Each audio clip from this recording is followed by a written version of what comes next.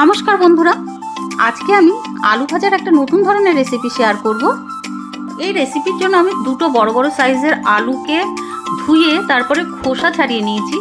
তারপরে ছুরি দিয়ে এইভাবে লম্বা লম্বা করে কেটে আমি দ্বিতীয়বার আবারও ধুয়ে নিয়েছিলাম। এবার প্যানে সর্ষের তেল দিয়ে দেবো। তেলটা গরম হয়ে এলেই আমি দিয়ে দিয়েছি একটুখানি নুন। নুনটা দেওয়ার কিছুক্ষণের মধ্যেই, কিছু সেকেন্ডের মধ্যেই আমি আলুগুলোকে দিয়ে দিয়েছি।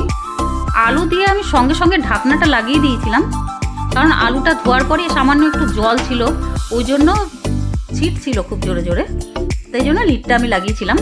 এবার 1 মিনিট পরে লিডটা সরিয়ে আমি আলুটাকে নেড়ে নেব।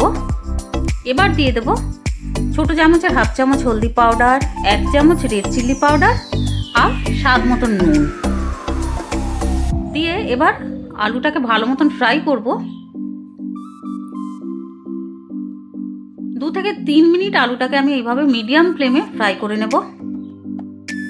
তারপরে আমি আবারও লিডটা লাগিয়ে দেব। 2 মিনিটের জন্য লিডটা লাগিয়েছিলাম একদম লো ফ্লেমে। 2 মিনিট পরে লিডটা সরিয়ে আবারও আমি নাড়িয়ে নেব। বন্ধুরা, এই আলু ভাজাটা না খেতে দারুণ টেস্টি। রুটি, পরোটা, লুচির সঙ্গে তো খেতে দারুণ লাগবে। তাছাড়া ডাল ভাতের সঙ্গে সাইড ডিশ হিসাবেও খুব ভালো লাগবে। আলুটাকে আমি নাড়তে থাকবো এখন মিডিয়াম ফ্লেমে।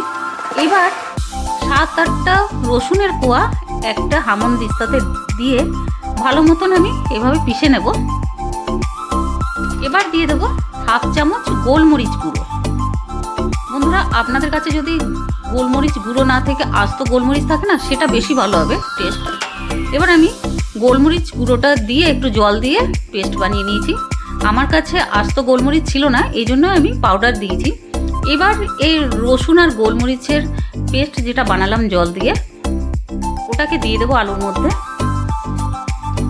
এবার মিডিয়াম ফ্লেমে 2 থেকে 3 মিনিট ভালোভাবে আমি নাড়ব।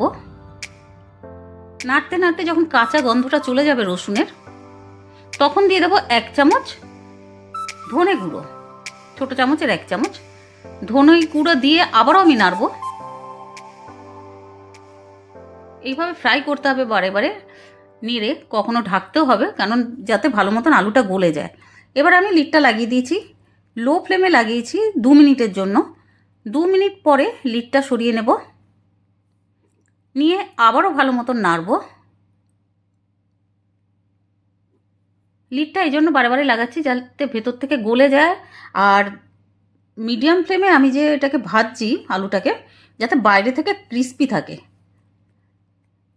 এবার আমি 3 থেকে 4 মিনিট এইভাবে আমি নাড়তে থাকবো।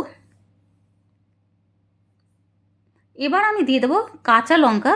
3টে কাঁচা লঙ্কা আমি কুচি করে রেখেছিলাম। ঝালটা বন্ধুরা আপনাদের স্বাদ অনুযায়ী দেবেন। কাঁচা লঙ্কা দেওয়ার পরে আবারও আমি নাড়ব। 2 থেকে 3 মিনিট আমি এইভাবে নেড়ে চেড়ে ফ্রাই করতে থাকবো। এবার আমি দিয়ে দেব ঢাকনাটা দিয়ে দেবো আমি 1 মিনিটের জন্য একদম লো ফ্লেমে। 1 মিনিট পরে ঢাকনাটা সরিয়েছি। এবার একটু নেড়ে চেড়ে নেব।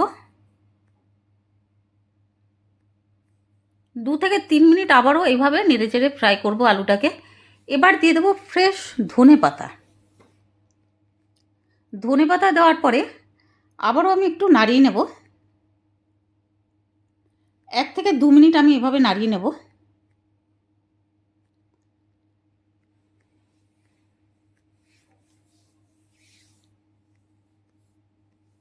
বন্ধুরা, অবশ্যই ট্রাই করবেন বাড়িতে। এবার আমি লিডটা লাগিয়ে দেব আর গ্যাসটা বন্ধ করে দেব।